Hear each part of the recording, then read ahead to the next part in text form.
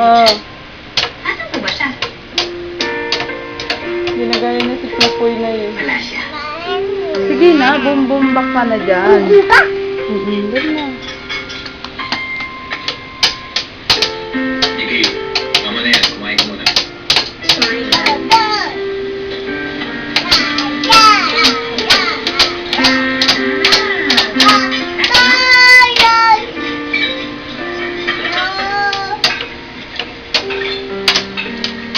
Abby, bilisan mo nang kumain kasi di ba magdodrawing pa tayo?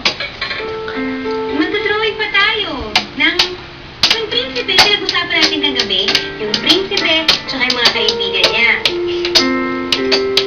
Tsaka may isa pa, kasama na yung hari. Kasi di ba yung prinsipe, tsaka yung hari, dapat magkabati na sila, di ba? Dali, kumain ka na.